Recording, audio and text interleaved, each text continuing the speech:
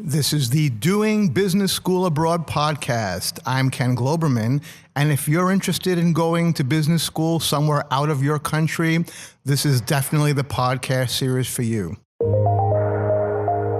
Episode 1, Introduction to the Series.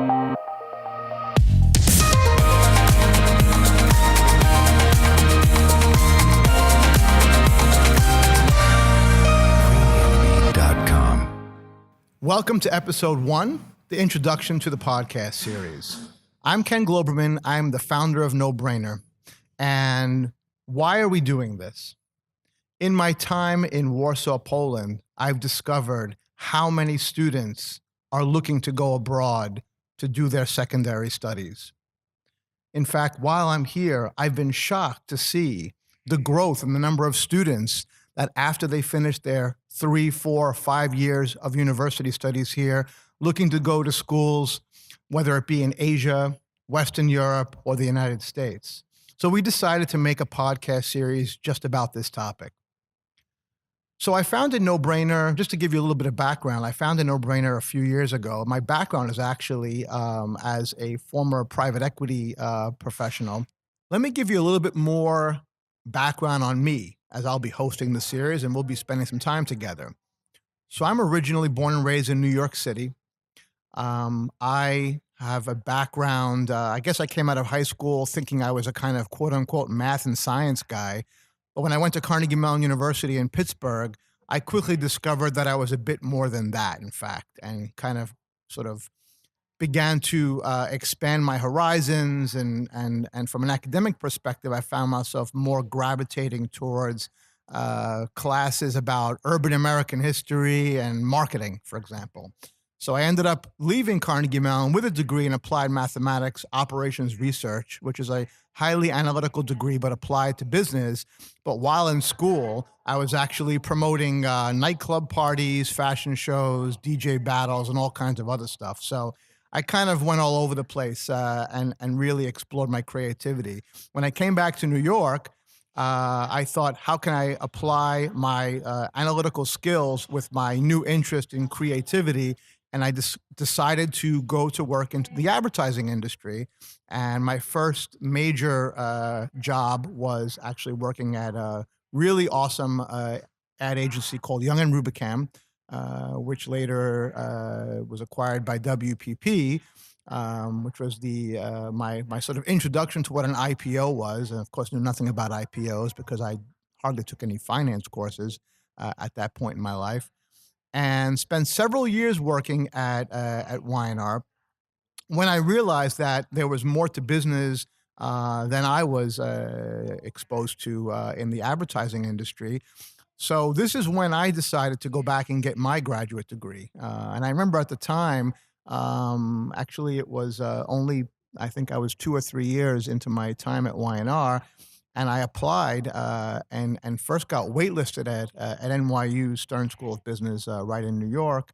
I was actually rejected to all the other schools at that time that I applied to. But of course, I set my goals quite high on where I wanted to go. And one of the things that concerned me at the time, by the way, was I had a very low grade point average at Carnegie Mellon. So in fact, I don't even want to say, I think I'm embarrassed to even bring it up. But let's just say that the grade point average was so low that you would think by statistics, there would be no way that I'd be accepted to any top 100 program around the world. In fact, I was lucky enough to be waitlisted at NYU and then finally got accepted. But I got accepted and had to make a decision within 2 weeks whether or not I was going to take the place. And I decided to turn it down because I felt that it was wrong at the time. It was wrong to do to my job, to my supervisor, and I think I had more to learn at that point at Y&R. So I made a decision to actually turn down the offer and deferred going to graduate school for another couple of years, and finally decided, as my career was progressing nicely, to do business school at first part-time, which is a decision point that I made at that time because it made a lot of sense to me. So I started part-time and then ultimately moved towards studying full-time when I realized that I did want to transition away from media advertising towards what in my mind was more going to be finance and management, which was my major at NYU. So after finishing my 2-year degree, having a wonderful time working as a teaching assistant to Professor DeMotoran in the finance department, doing a research fellowship in the finance department, graduating with the highest honors that NYU provides to graduates. I graduated and started working for a small startup private equity group, which was actually another decision point in my life because I turned down a corporate finance job to work with a couple of guys who I barely knew that had started a private equity fund, but I just felt like this was what I wanted to do. So I spent the next many years, 7 to be exact, working for a startup private equity fund, which was an amazing experience. And um, must have done about approximately 12 acquisitions, learned a ton, worked probably 2 jobs in one, working 60, 70, 80-hour weeks. And just really had an amazing experience. If anybody ever wants to talk about private equity finance, contact me. I'm always interested in doing that. But after 7 years and actually going to Europe many times over those 7 years, because we had some business interests in Europe, I made this decision to come to Poland and explore and invest time in Central Eastern Europe. And for the last 7 years, I have been back and forth between New York and Warsaw very frequently, working as a local corporate trainer and business coach. And like I mentioned earlier in this episode, started No Brainer in 2015. And I started No Brainer because I saw that there was this, as I mentioned, this trend towards people wanting to go abroad. Many of you know that Poland, which was behind the quote unquote Iron Curtain until 89 or 90 or so, was really closed off from the private sector, basically, right? So through the 90s, there was a lot of privatization here. New businesses were opening, but there's not really a legacy like there is in the United States of people of a business culture, right? So fast forward 20 years, and this was starting to take shape. And of course, people really didn't have the financial means in Poland to consider going abroad. At least there was no critical mass of people who had those means. But only now, I would say, as Poland's done very nicely, particularly between 2000 and 2010, economically, that in fact there are now a number of people in their 20s with parents in their 40s and 50s who are kind of joining the Polish middle class and are able to help their soon-to-be university graduate children actually finance studies outside of the country. So there was this need. And my entrepreneurial self saw this need and decided to find a solution for it. Hence comes No Brainer. And I didn't mention earlier, but actually I also have a background teaching SAT prep, ACT prep. I've been a math homeschool teacher at times in my life. I've done a lot around teaching in between my time in media advertising and private equity.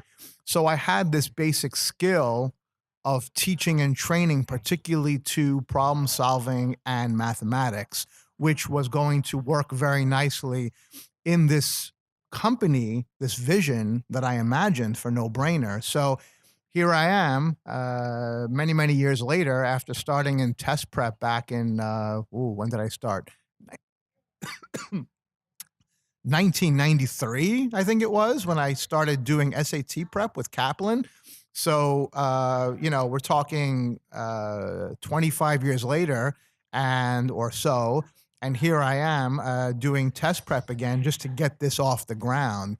And what's wonderful about it is that I have an opportunity with No Brainer to really help. In this case, it's been mostly Polish people of late, but really anyone who doesn't have English as their first language really tackle these standardized tests, because they're dealing with the issue of both how to solve. In countries like Poland and frankly, in many countries around the world, kids don't grow up taking the same kind of standardized test that we take in the United States. And the GRE and the GMAT are really based on that sort of American style of standardized test prepping. So it's a particular skill that goes beyond the math and English theory that you think, but the math and English theory is in fact only the first layer there. There's a lot deeper test-taking strategy and problem-solving skills that need to be developed. So I've sort of pivoted my coaching skills in this direction and have developed programs through No Brainer to help people with those standardized tests. And now, since then, we now have pivoted No Brainer towards providing an end-to-end solution, really helping people from step one, when you're kind of just thinking, I've been here in my home country my whole life. I've studied in my home country my whole life. Maybe it's time to expand my horizons. Maybe I want to just go somewhere where the program is in English or in French or in another Spanish. Maybe I want to experience or explore a new culture. For those of you who don't know, Poland is a very mono-ethnic country. Probably 98, 99% of people living in Poland are ethnically Polish. So there's so much beyond just doing well on this exam, and we noticed that. So we decided to, in fact, help people with all of the elements of going from that moment when there's a kernel of thought to go abroad to the point when actually they get admitted to the school, right? So we help our clients from A to Z in that matter. The GMAT and the GRE exam is a major part, but only one part of the process. And when I discovered how many people all of a sudden needed to take the GMAT and GRE exam, which is the exam to get into graduate school originating from the United States, I was surprised to see that this market existed here. And after doing a little bit more of digging, I discovered that an unbelievable number of people are traveling abroad to do their secondary studies. In fact, I don't know if you know this, but by 2025, it's projected that 8 million students will be leaving their country to do studies abroad. Now, Asians account for about 50% of this migration around the globe, but the balance of these folks are coming from countries all over the place, many from the United States, of course, many from Europe as well. And in Europe, for those of you who don't know, has a program called Erasmus Studies. And Erasmus Studies has been around for the last 30 years or so. And there are currently 3+ million students that are traveling in Europe doing studies outside of their home country. So this is the impetus really of this podcast series. And what we hope to do over these next 12 episodes is frame the entire process for you. So if you're 20, 21, 22 years old, or even if you're older than that and you happen to be at work and thinking about going back and getting another degree, this is definitely a series that you want to listen to. In every episode, we'll go through step by step what you need to consider in order to meet your ultimate goal. So that's kind of how this works. So why don't I now go ahead and just give you a little introduction into what these different episodes are going to be about. Okay. So first, we're going to talk about framing your vision, which is really just understanding what your goals are. What type of life decisions are you looking to make? This really will help you come to a, let's call it, decision set of schools that you're considering, or let's call it a consideration set, right? We'll then talk about making that list of schools, understanding what the pluses and minuses of different programs are, what the costs look like, what the other qualifications look like. After that, we'll talk about what to include when choosing schools. So we'll talk about some financing issues, alumni profiles, values. We'll then go through the admissions process. For example, do you need to take the GRE or the GMAT exam to get into particular schools? Dealing with other types of GPA or grades, qualifications. We'll then do a little bit of a deep dive into the GRE exam and the GMAT exam, which are the two most popular exams that are used to screen applicants at business programs. Following that, we'll talk about working on your essays, your personal essay or your personal statement, and many other essay questions that schools often require. And finally, not finally, but next we'll get into references. What are references? Who should you get them from? What professors would you want to speak with? What professional references might you have from your work environment? We'll get into your CV or your resume, what to include on your resume, how to structure your resume, what not to include on your resume, the interview process with the admissions office, and finally, some of the financial solutions to help you actually make this all work. So that frames out what the series will look like.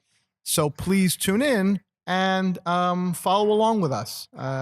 Thanks for joining, and see you at the episode 2.